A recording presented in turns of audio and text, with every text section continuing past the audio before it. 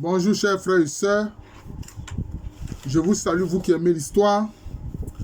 Nous allons poursuivre la série de vidéos sur l'ouvrage intitulé « Origine égyptienne du christianisme et de l'islam » dont l'auteur est Sarwat Anis Al-Assouti, un ouvrage qui a été édité par les éditions Letouzé et Ané à Paris en 1989. Alors, l'auteur veut parler notamment ici de la formation de Jésus-Christ et de la formation du prophète Mohammed. Alors, bon, ceux qui sont mes auditeurs de cette chaîne, professeur Alou Kwame René, ça ici, il s'agit de faits historiques. Ça n'a rien à voir avec la foi. Moi-même, là, je suis disciple du Christ. Mais ce qu'il dit, ce que Sarwat dit, il faut analyser ça simplement. Voilà, c'est ce qu'il dit. Alors, il parle notamment de la question de la formation du lieu et de la formation du Messie Jésus-Christ et du prophète Mohammed. Il dit, les récits de l'enfance adressés aux judéo-chrétiens présentent Jésus grandissant en Palestine. Ces récits tardifs, qui remontent au IIe siècle, étaient rejetés par les églises orientales. Leurs données se contredisent, ce qui prouve leur invraisemblance, c'est ce qu'il dit. Parce que lui, dans son ouvrage, il utilise aussi ce qu'on appelle les évangiles apocryphes, qui ne font pas partie, disons, des évangiles canoniques. Voilà. Ce texte, comme il est exposé plus haut, est fort critiquable.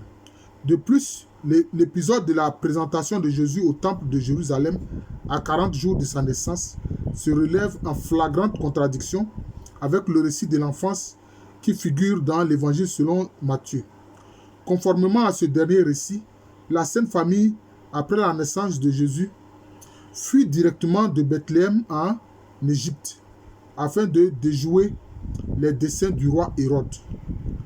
Quand Hérode eut cessé de vivre, la Sainte Famille, au dit du rédacteur, retourna en Palestine, mais évita soigneusement la Judée où régnait Archélos à la place d'Hérode son père, et se retira dans la région de Galilée.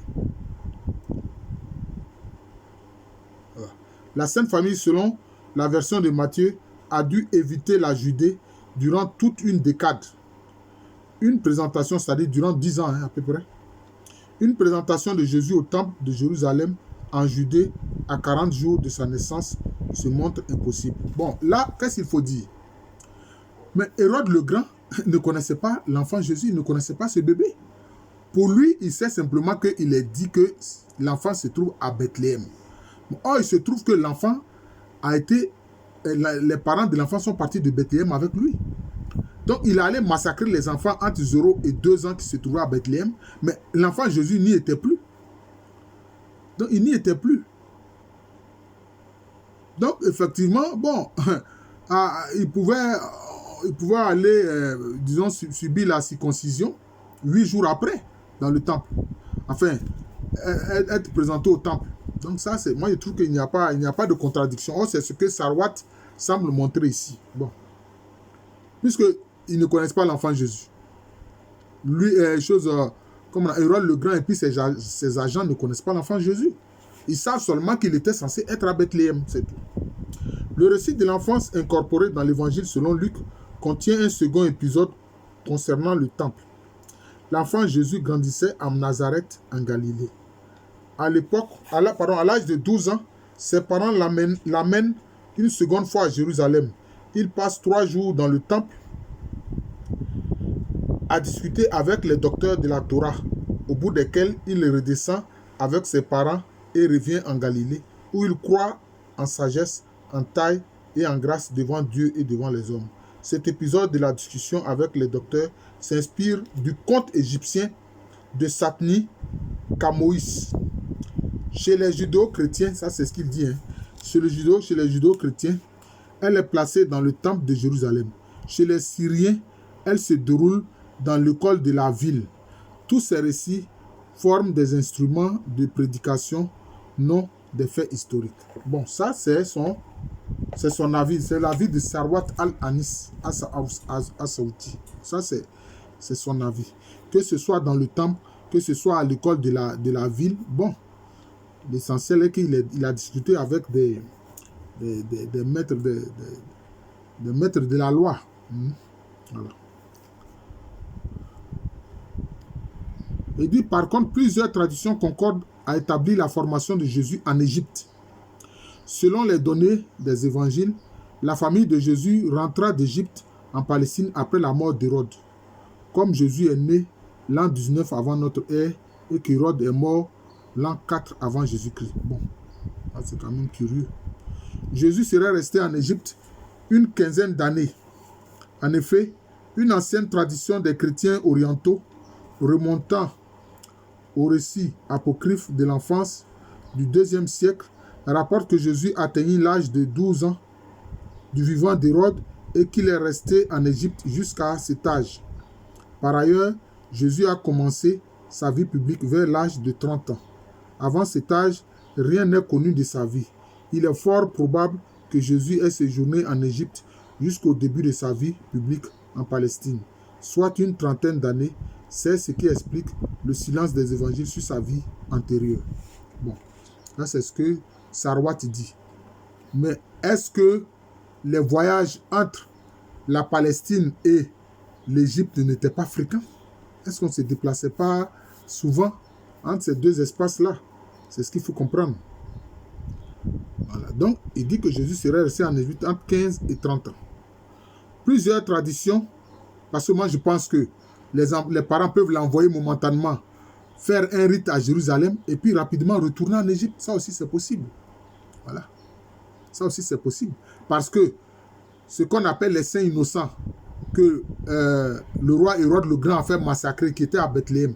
Peut-être qu'il s'est dit que l'enfant qu'il recherchait, qu'il voulait faire mourir, était à l'intérieur de ses enfants qu'il a massacrés. Voilà, donc il y a ça aussi. Plusieurs traditions venant de sources diverses concordent sur le fait que Jésus a vécu en Égypte, non seulement durant son enfance, mais aussi au cours de sa jeunesse. L'évangile selon Matthieu mentionne le voyage de la Sainte Famille en Égypte, et les apocryphes parlent d'une profusion de la vie de Jésus en Égypte durant son enfance. D'autres sources rapportent que Jésus a travaillé en Égypte durant son âge mûr. C'est là qu'il apprit toute la science de l'Égypte, principalement la médecine, puis vint exercer son ministère en Palestine. Bon, vous voyez que là, il veut présenter Jésus comme une sorte de médecin, quelqu'un qui a appris la médecine en Égypte. Bon, c'est ce qu'il dit. Baptême égyptien de Jésus. Bon, ça c'est le titre d'un chapitre. L'épisode du baptiste incorporé dans les évangiles selon Matthieu et selon Marc fait recevoir Jésus le baptême à l'âge d'homme mûr dans le Jourdain en Palestine par Jean-Baptiste. Cette notice forme sans doute une addition du IIe siècle car elle est passée sous silence par le 3e et le 4e évangile, rédigés respectivement après l'an 70 et vers la fin du 1er siècle ou au début du 2e siècle. Il s'agit là non de faits historiques, mais d'une querelle de sectes entre les judéo-baptistes et certaines sectes judéo-chrétiennes. Les judéo-baptistes allèguent la supériorité de Jean-Baptiste puisque Jésus se laisse baptiser par Jean. À cet argument, les judéo-chrétiens répondent que Jean-Baptiste n'est pas digne en se courbant de délier la courroie des sandales de Jésus. C'est Jean-Baptiste qui a besoin d'être baptisé par Jésus. Des prodiges ont accompagné le baptême de Jésus et établi sa grandeur. On sait que les disciples de Jean-Baptiste ont fondé une religion qui est issue de Jean-Baptiste qu'on appelle la religion mandéenne. Maintenant, il faut savoir une chose. Quand des gens ont été témoins d'un événement, ils ne vont pas voir cet événement tous sous le même angle. Non, ce n'est pas possible. Moi, j'ai entendu un chercheur dire, mais comment se fait-il que les témoignages diffèrent, hein? Mais il y a d'abord les 3 évangiles synoptiques, c'est-à-dire Matthieu, Luc et Marc, qui se ressemblent. Bien qu'il y ait quelques petites différences, mais ça se ressemble fondamentalement. C'est ce que veut dire le mot synoptique. Et puis maintenant, il y a l'évangile selon Jean. Mais je dis, si on assiste à un accident, si plusieurs personnes assistent à un accident de la route, vous allez voir que ils ne vont pas tous dire exactement la même chose. il y aura des points de ressemblance, mais il y aura des points de dissemblance. Donc c'est comme ça. C'est comme ça. Les témoignages sur un fait peuvent diverger, bien que les gens ont assisté au même fait. Ouais, donc il faut comprendre cela. Parce que c'est selon l'angle de vue. Voilà, donc c'est comme ça, il faut comprendre cela. Par contre, d'autres sectes judéo-chrétiennes, comme en témoigne l'évangile des Hébreux, nient catégoriquement ce prétendu baptême de Jésus par le Baptiste. De même, Marcion au IIe siècle n'incorporait pas dans son évangile l'épisode du baptême. Bon, écoutez, nier le baptême, ne pas le nier. Pourtant, on sait que Jean-Baptiste a effectivement existé. Et Jésus aussi a effectivement existé. Vous comprenez? Bon, que certains nient le baptême, que d'autres reconnaissent que Jésus s'est fait baptiser par Jean-Baptiste. Je trouve que ce n'est pas fondamental. Voilà, ce n'est pas fondamental. Le baptême de Jésus à l'âge de 30 ans par le Baptiste se révèle douteux comme fait historique car les données de ce baptême se contredisent. Voilà ce que lui dit. Alors non, pas forcément. Pas forcément. L'archéologie démontre que Jésus a reçu le baptême alors qu'il était encore enfant, non à l'âge d'un homme mûr de 30 ans. Or, le baptême de l'enfance n'est pas forcément identique au baptême de Jean-Baptiste. Le baptême de Jean-Baptiste, c'était un baptême de conversion. C'était un baptême de, comment je peux dire ça, de repentance. Voilà. C'était un baptême de repentance, donc de conversion. De fait que, bon, on tourne le dos à son ancienne vie, à ses péchés. Oui, donc c'est cela. Est-ce que c'est identique au baptême de l'enfance? Pas forcément. Donc, les deux ont pu être faits. Le baptême de l'enfance et puis le baptême maintenant de Jésus à l'âge mûr. Donc, les deux, rien ne s'oppose à mon avis. Les deux faits ne s'opposent pas. Rappelons que le baptême existe en Égypte dès la plus haute antiquité. Les temples égyptiens représentent des scènes de baptême remontant au 2e millénaire avant Jésus-Christ. Le phari ou le pharaon, le Nesut, est debout entre deux divinités, Horus et Seth, ou bien Horus et Thoth, qui l'aspergent d'eau de leur aiguille. En fait, c'était des prêtres qui exécutaient ce rite en disant « Sois pur avec ton cas ». C'est ton esprit, puissance divine incarnée dans l'homme. Dans la grande dignité du roi de la haute et de la basse Égypte, toi qui vis éternellement. Bon. Là, c'est quoi? On demande à ce que l'enfant qui est baptisé, que son cas soit pur. C'est-à-dire que son esprit éternel, voilà. À la période gréco-romaine, mais est-ce que ces juifs-là vont faire le baptême égyptien dans le même sens? Bon, si c'est pour dire que le baptême en Égypte antique existait sous une forme, bon, il n'y a pas de problème. Ça, c'est pas un problème. Mais peut-être que le baptême chez les Hébreux a pris une autre forme. Voilà. Est-ce que c'est Hébreux, c'est Horus et puis d'autres qui vont invoquer? Sans doute pas. Peut-être c'est Adonai qu'ils vont invoquer. Ou bien Hachem, qui veut dire le nom, puisqu'ils ne prononcent pas le nom Yahvé. Soit ils disent Adonai Seigneur, ou bien ils disent Hachem le nom. Donc c'est ça, c'est possible. À la période gréco-romaine, chaque temple possède son système de bassin contenant l'eau sacrée pour les ablutions, les purifications et la bénédiction des fidèles par aspersion lors des cérémonies.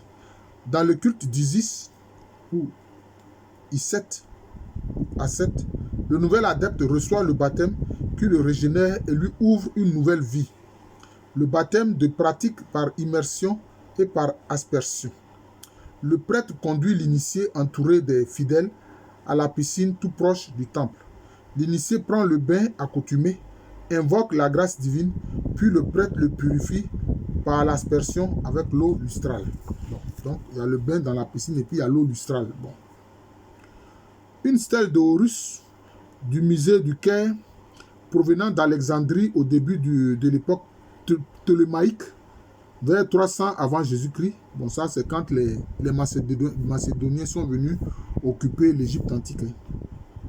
Elle représente Horus comme un enfant en bas âge, debout tout nu, de face, portant une mèche de cheveux sur le côté droit de la tête à la manière égyptienne.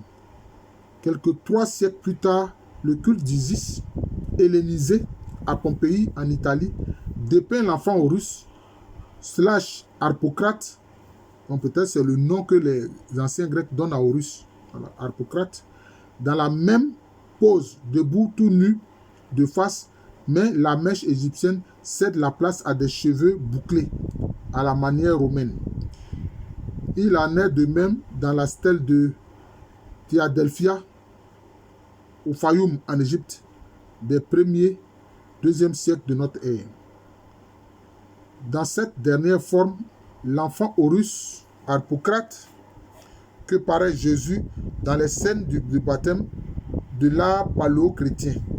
Ces scènes sont de toute évidence tirées d'évangiles apocryphes ou de traditions orales qui ne nous sont pas parvenues, mais qui ont laissé leur empreinte indélébile sur l'art chrétien des premiers temps pour témoigner d'une façon irrécusable du baptême égyptien de Jésus.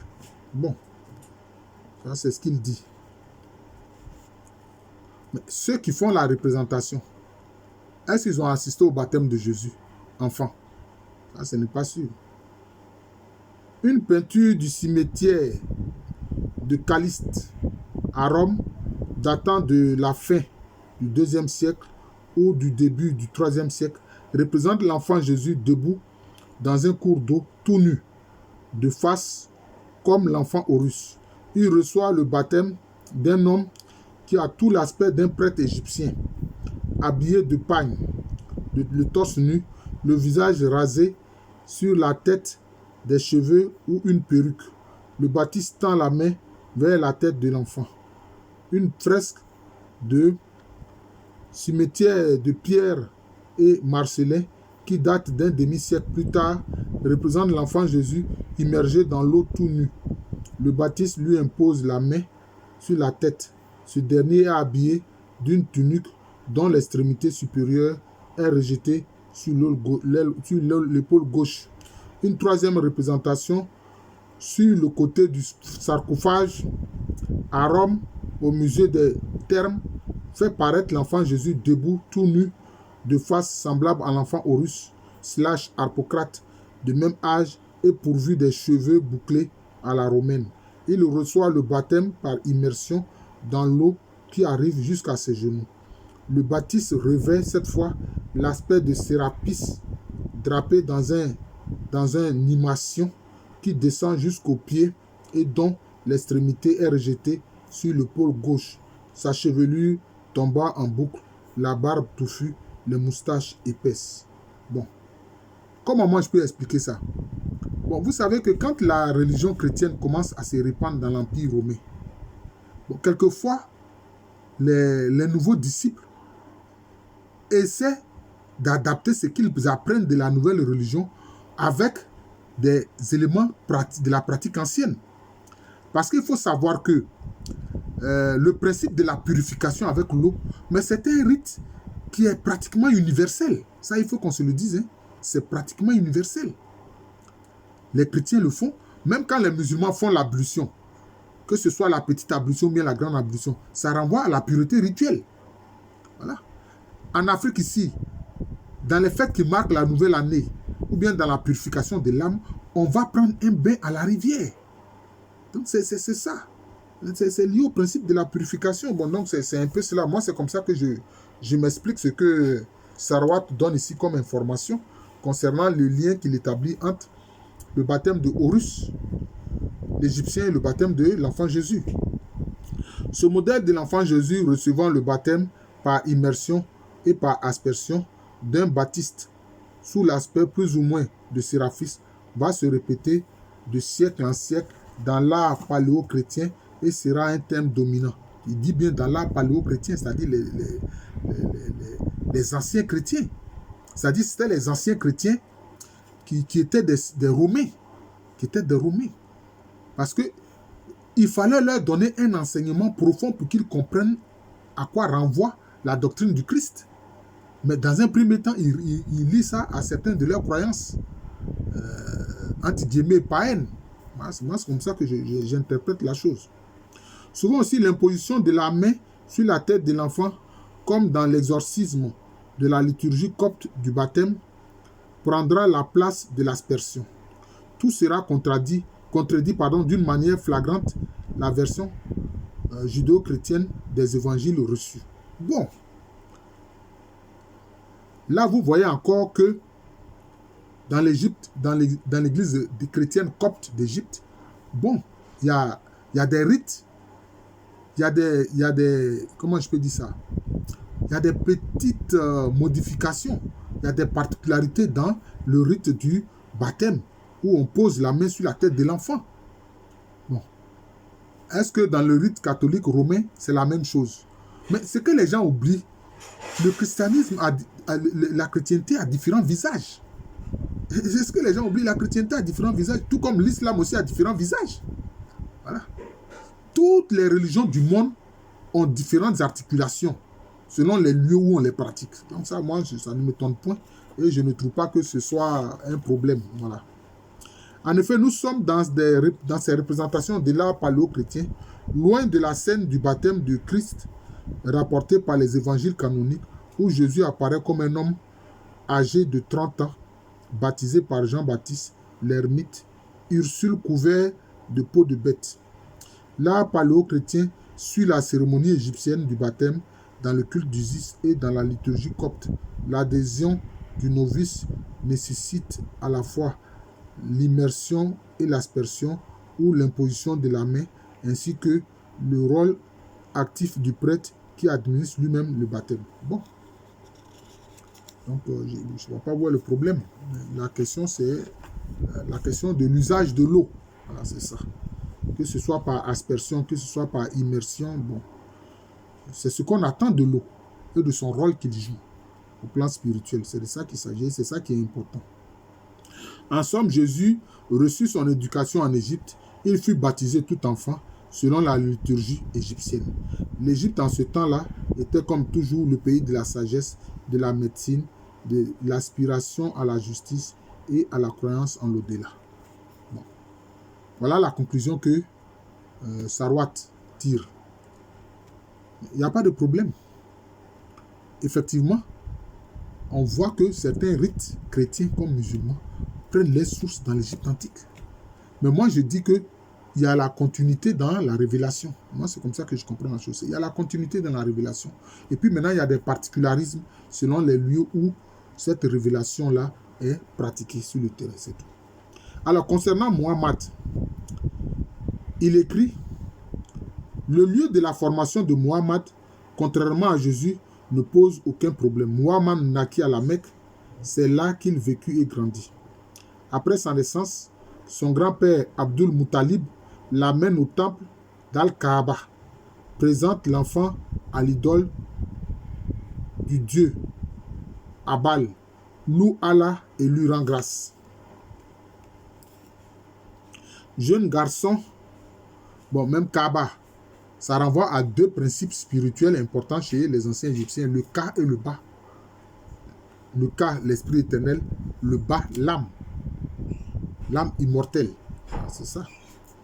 Jeune garçon, Muhammad travaille à la Mecque.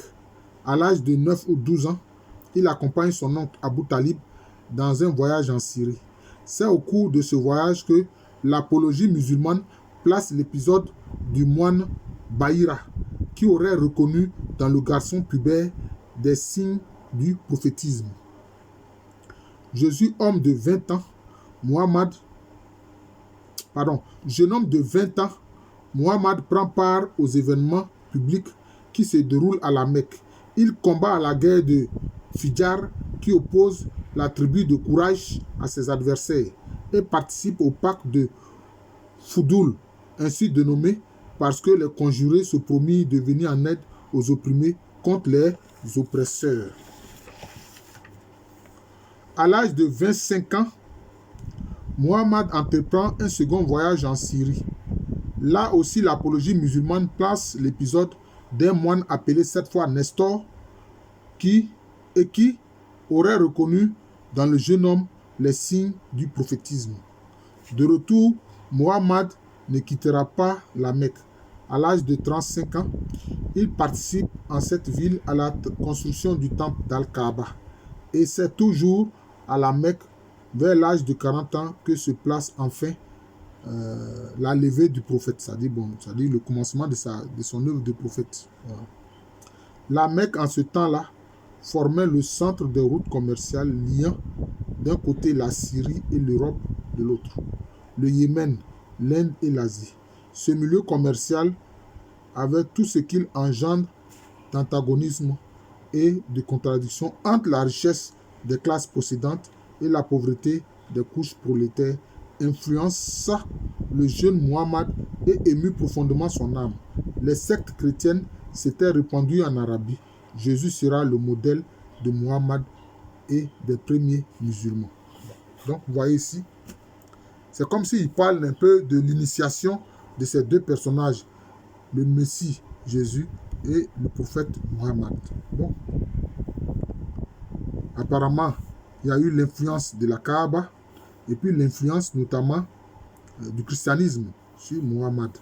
Et il dit aussi de l'influence des rites de l'Égypte antique qui ont été appliqués à l'enfant Jésus et puis aussi utilisant les évangiles apocryphes. Bon, il trouve des différences entre ces évangiles apocryphes-là, donc ils ne sont pas reconnus par le canon, avec les évangiles canoniques. Voilà.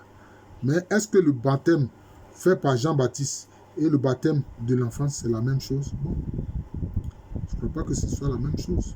Même quand à 8 jours, l'enfant hébreu subit la circoncision, c'est quoi? C'est pour rappeler l'alliance d'Abraham avec Yahvé, avec Dieu. Donc vous voyez que les rites sont différents et une personne peut subir différents rites. Voilà, que ce soit la purification de l'enfance ou bien la purification à l'âge adulte. Parce que, et puis il ne faut pas oublier que chez les Hébreux ou chez les Juifs, entre guillemets, il y avait ce qu'on appelle des piscines, des bassins de purification. Il y avait des bassins de purification. Ça existe il y a longtemps. Ça a précédé Jean-Baptiste. C'est ce que les scolaires appellent les mikvés ou bien les mikvot. Ils vont prendre des bains rituels régulièrement pour se purifier. Voilà. Mais qu'est-ce que proclamait Jean-Baptiste? Il dit que bon, les temps sont arrivés où le Messie est là et que les gens doivent venir se purifier pour s'apprêter à accueillir le Messie.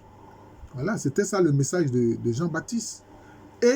Mais les pharisiens même, qui sont les maîtres de la loi, qui expliquent les lois de la Torah au peuple, mais eux-mêmes, certains sont venus se faire baptiser par Jean-Baptiste. Et qu'est-ce qu'il leur a dit? Il dit, mais vous aussi, engeance de vipères, vous venez vous faire baptiser.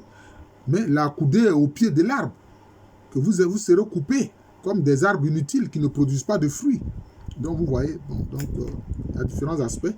Mais en tant qu'œuvre intellectuelle, nous devons respecter l'ouvrage de Sarwat al-Anis al-Assaouti qui met en relation, disons, les rites de l'Égypte ancienne avec le christianisme et avec l'islam. Nous devons respecter cela. C'est une œuvre intellectuelle. Voilà, c'est tout. Maintenant, chacun doit faire sa propre analyse, comme je suis en train de le faire ici. Je vous remercie. Je suis le professeur Alou Kwame René, professeur titulaire d'histoire à l'université Félix Houphouët-Boigny, université qui est à Abidjan, c'est à Cocody. C'est en Côte d'Ivoire, un pays situé en Afrique de l'Ouest. Merci encore et bon week-end à tous.